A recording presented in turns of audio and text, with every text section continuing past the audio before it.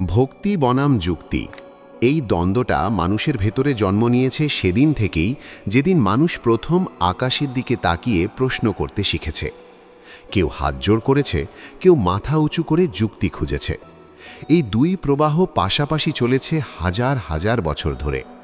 আজকের এই ভিডিওতে আমরা সেই চিরন্তন দ্বন্দ্বকে বুঝতে চেষ্টা করব গীতা সারের আলোকে, সহজ ভাষায় বাস্তব জীবনের সঙ্গে মিল রেখে। আপনি শুনছেন স্টোরি জোন FM, যেখানে গল্প শুধু শোনানো হয় না, অনুভব করানো হয়। একটা গ্রামে এক বৃদ্ধ থাকতেন। তিনি নিয়ম করে প্রতিদিন ভোরে নদীর ধারে গিয়ে চোখ বন্ধ করে বসে থাকতেন। কেউ জিজ্ঞেস করলে বলতেন, ঈশ্বরের নাম জপি। আর সেই গ্রামেরই এক যুবক প্রতিদিন বই হাতে বসে থাকত, প্রশ্ন করত, ঈশ্বর কোথায়, কেন, কিভাবে। গ্রামবাসীরা দুজনকেই চিনত, কিন্তু কখনো এই দুই পথের মধ্যে তুলনা করার সাহস পায়নি, কারণ ভক্তি আর যুক্তি দুটোই মানুষের অস্তিত্বের গভীর জায়গা থেকে উঠে আসে। গীতা আমাদের শেখায়, মানুষ শুধু শরীর নয়, সে চিন্তা, অনুভূতি আর চেতনার সমষ্টি। কৃষ্ণ অর্জুনকে যুদ্ধক্ষেত্রে দাঁড়িয়ে যে শিক্ষা দেন, তা শুধু ধর্মগ্রন্থের কথা নয়, জীবনের বাস্তব পথ নির্দেশ। সেখানে ভক্তি আছে, আবার যুক্তিও আছে, কিন্তু প্রশ্নটা হলো কোনটা বেশি কার্যকর। ভক্তি মানুষকে আশ্রয় দেয়। যখন জীবন ভেঙে পড়ে, যখন যুক্তি ব্যর্থ হয়, তখন মানুষ ভক্তির কাছে ফিরে যায়। কোনো মা যখন সন্তানের জীবন মৃত্যুর মাঝখানে দাঁড়িয়ে থাকে, তখন সে চিকিৎসা বিজ্ঞানের ব্যাখ্যা খোঁজে না, সে চোখ বন্ধ করে প্রার্থনা করে। এই প্রার্থনা তাকে শক্তি দেয়, ভেঙে পড়তে দেয় না। ভক্তি তখন মানসিক বাঁচার রসদ হয়ে ওঠে। অন্যদিকে যুক্তি মানুষকে এগোতে শেখায়, আগুন পোড়ায়। এই যুক্তি না থাকলে মানুষ আগুন নিয়ন্ত্রণ করতে শিখত না। রোগ কেন হয় এই প্রশ্ন না থাকলে চিকিৎসা বিজ্ঞান গড়ে উঠত না। যুক্তি মানুষকে প্রশ্ন করতে শেখায়, আর প্রশ্ন থেকেই পরিবর্তন আসে। গীতায় কৃষ্ণ বলেন, অন্ধ বিশ্বাস যেমন বন্ধন, তেমনি অহংকারী যুক্তিও বন্ধন। ভক্তি যদি হয় বোঝা ছাড়া বিশ্বাস, তবে তা মানুষকে দুর্বল করে। আবার যুক্তি যদি হয় কেবল নিজেকে বড় প্রমাণ করার হাতিয়ার, তবে তা মানুষকে শূন্য করে দেয়। আমরা বাস্তব জীবনে দেখি, একজন অফিস কর্মী প্রতিদিন মন্দিরে যায়, কিন্তু অফিসে দুর্নীতি করে। আবার আরেকজন কোনো ধর্মীয় আচার মানে না, কিন্তু সততার সঙ্গে জীবন কাটায়। তাহলে কার্যকরী কোনটা, ভক্তি না যুক্তি? গীতা এখানে স্পষ্ট, কর্মই আসল। ভক্তি ও যুক্তি দুটোই তখনই মূল্যবান যখন তা কর্মকে শুদ্ধ করে।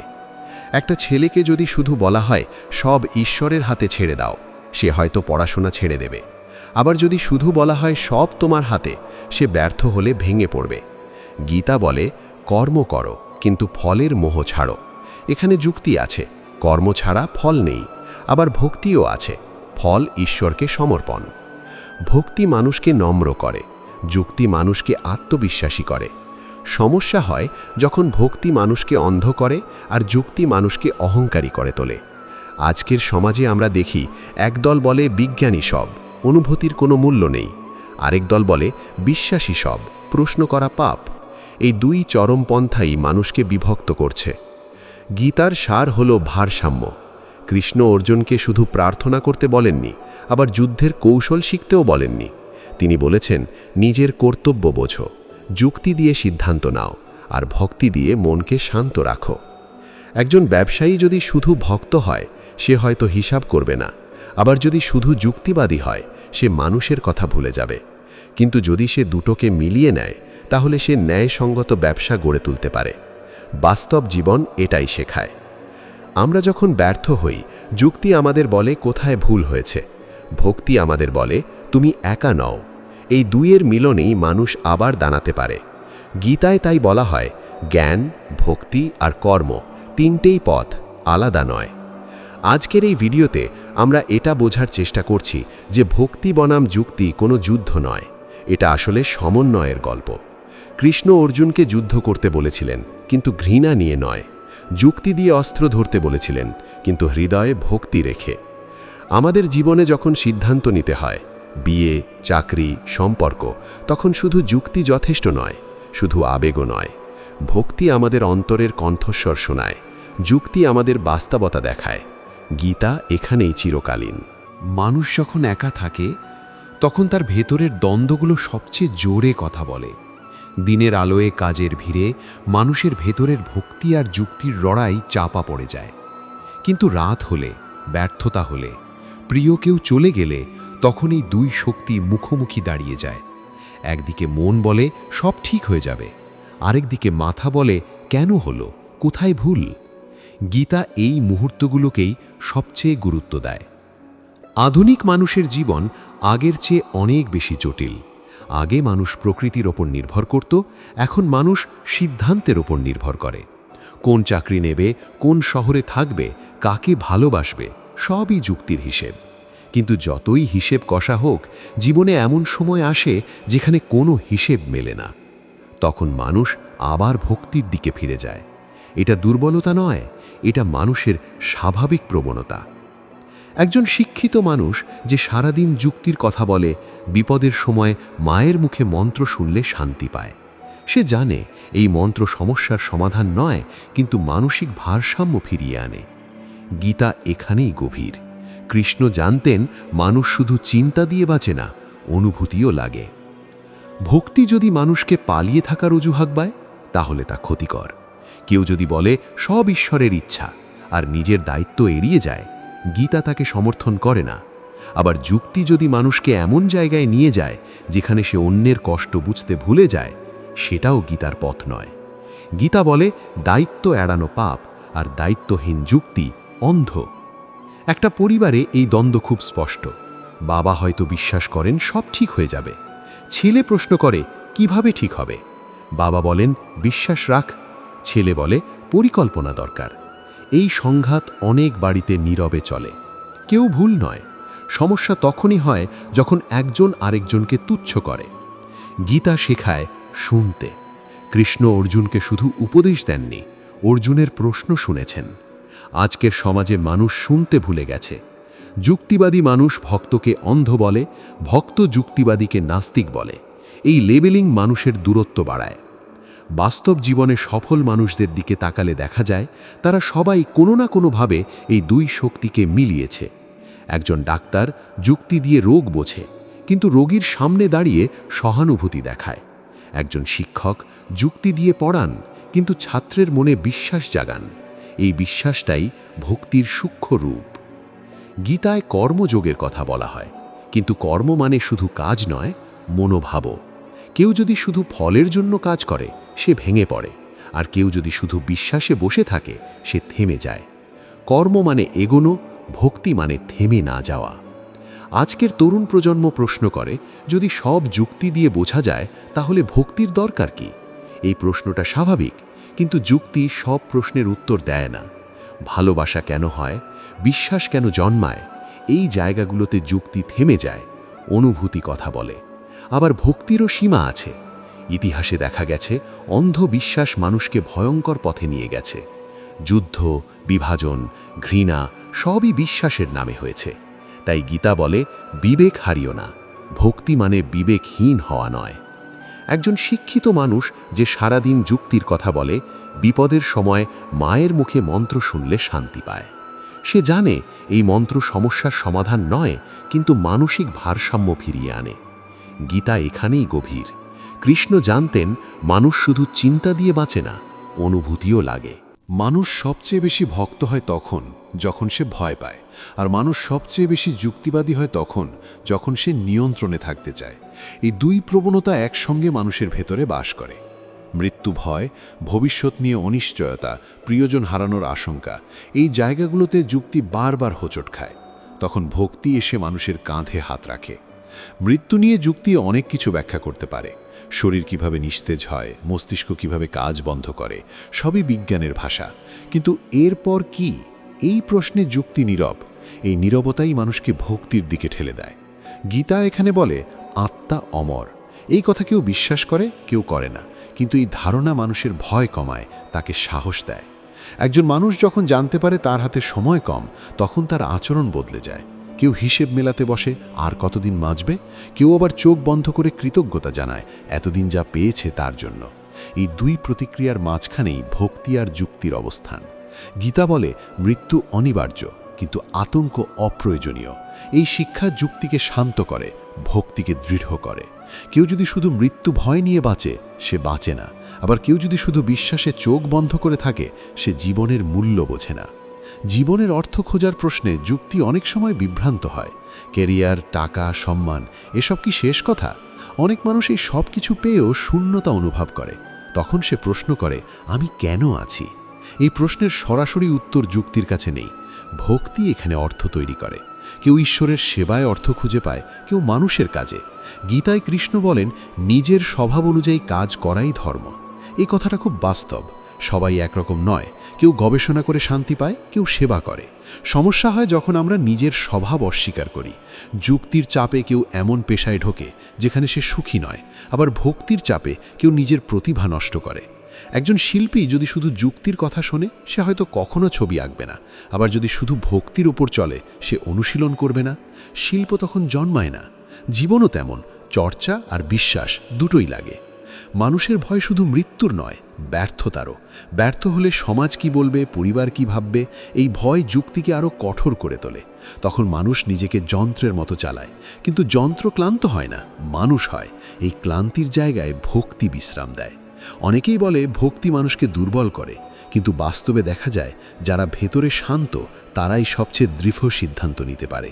ভক্তি যদি আত্মসম্মান নষ্ট না করে, বরং মনকে স্থির করে, তাহলে তার শক্তি।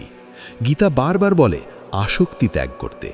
আসক্তি মানে শুধু জিনিস নয়, ধারণাও। কেউ যুক্তির ধারণায় আসক্ত, কেউ বিশ্বাসের ধারণায়। এই আসক্তিই মানুষকে অন্ধ করে। কৃষ্ণ অর্জুনকে বলেন, ফলের আসক্তি ছেড়ে দাও। এটা যুক্তিকেও মুক্ত করে, ভক্তিকেও। একজন মানুষ যদি সব কিছু নিজের নিয়ন্ত্রণে রাখতে চায়, সে ভেঙে পড়ে। আবার যদি সব কিছু ছেড়ে দেয়, সে হারিয়ে যায়। জীবনের মাঝখানের জায়গাটা সবচেয়ে কঠিন, আবার সবচেয়ে সুন্দর। গীতা এই মাঝখানের ভাষা। আমরা যখন কাউকে ভালোবাসি, তখন যুক্তি দিয়ে হিসেব করি না, কিন্তু সম্পর্ক টিকিয়ে রাখতে যুক্তি লাগে। শুধু আবেগে সম্পর্ক ভেঙে যায়, শুধু হিসেবে সম্পর্ক শুকিয়ে যায়। এই জায়গাতেই ভক্তি আর যুক্তির সহাবস্থান জরুরি। আজকের সমাজে মানুষ খুব দ্রুত সিদ্ধান্ত নেয়, আবার খুব দ্রুত অনুশোচনা করে, কারণ সিদ্ধান্তে ভারসাম্য থাকে না। কেউ আবেগে ঝাঁপ দেয়, কেউ অতিরিক্ত বিশ্লেষণে আটকে থাকে। গীতা বলে, স্থির চিত্তে সিদ্ধান্ত নাও। ভক্তি মানুষকে ধৈর্য শেখায়, যুক্তি মানুষকে স্পষ্টতা শেখায়। ধৈর্য ছাড়া যুক্তি কঠোর হয়, স্পষ্টতা ছাড়া ভক্তি বিভ্রান্ত হয়। তাই প্রশ্নটা কোনটা বেশি কার্যকর নয়, প্রশ্নটা কখন কোনটা দরকার।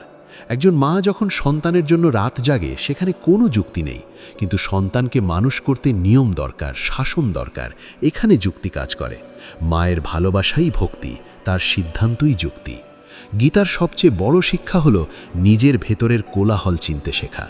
মানুষ বাইরে যুদ্ধ খোঁজে, কিন্তু আসল যুদ্ধ ভেতরে। ভক্তি আর যুক্তির এই টানাপোড়েন আসলে মানুষকে পরিণত করে। মানুষ শেষ পর্যন্ত যা খোঁজে তা জেতা নয়, শান্তি। দীর্ঘদিন যুক্তির পথে হাঁটার পরেও, কিংবা বহু বছর ভক্তির আশ্রয়ে থাকার পরেও, মানুষ একসময় বুঝতে পারে এক পেশে চললে মন ক্লান্ত হয়ে যায়। গীতা ঠিক এখানেই এসে দাঁড়ায়, কোনো চরমে নয়, বরং সমন্বয়ে। একজন মানুষ যখন নিজের ভেতরের দ্বন্দ্ব বুঝতে শেখে, তখন সে আর অন্যের ওপর নিজের মত চাপায় না। সে জানে কারোর জীবনে ভক্তি বেশি প্রয়োজন, কারোর জীবনে যুক্তি। গীতা কাউকে একই ছাঁচে ফেলে না। কৃষ্ণ অর্জুনকে বলেননি তুমি আমার মতো হও, তিনি বলেছেন নিজের স্বভাব বুঝে চলো। এই কথাটা আজকের জীবনে খুব গুরুত্বপূর্ণ। সমাজ আমাদের বলে এভাবে ভাবো, এভাবেই বাঁচো। কেউ বলে বিশ্বাস ছাড়া জীবন অর্থহীন, কেউ বলে যুক্তি ছাড়া মানুষ অন্ধ। কিন্তু গীতা বলে নিজের ভেতরের সত্যকে অস্বীকার করো না। যে মানুষ শুধু যুক্তির ওপর দাঁড়িয়ে থাকে, সে ধীরে ধীরে কঠিন হয়ে যায়। সে কাঁদতে ভুলে যায়, ক্ষমা করতে ভুলে যায়। আবার যে মানুষ শুধু ভক্তির ওপর ভর করে থাকে, সে অনেক সময় নিজের দায়িত্ব এড়িয়ে যায়। সে বাস্তবতাকে ভয় পায়। এই দুই পথের সীমাবদ্ধতা মানুষকে বারবার আঘাত করে।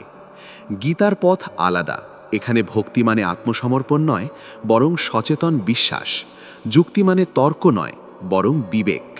যখন বিশ্বাস সচেতন হয়, তখন তা মানুষকে এগিয়ে নেয়। আর যখন যুক্তি মানবিক হয়, তখন তা মানুষকে ভাঙে না।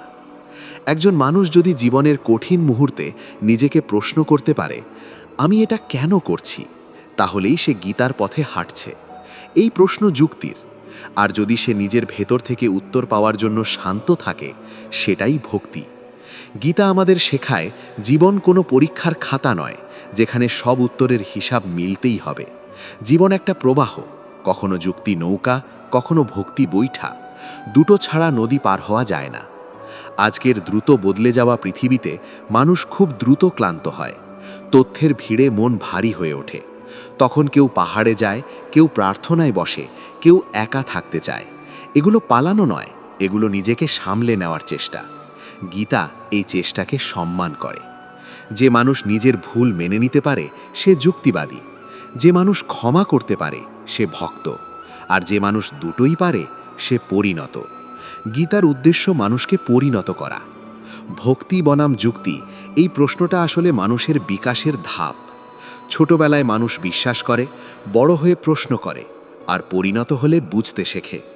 গীতা এই পরিণতির ভাষা।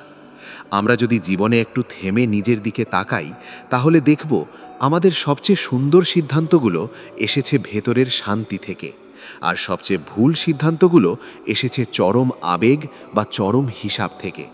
এই অভিজ্ঞতাই গীতার বাস্তব প্রমাণ।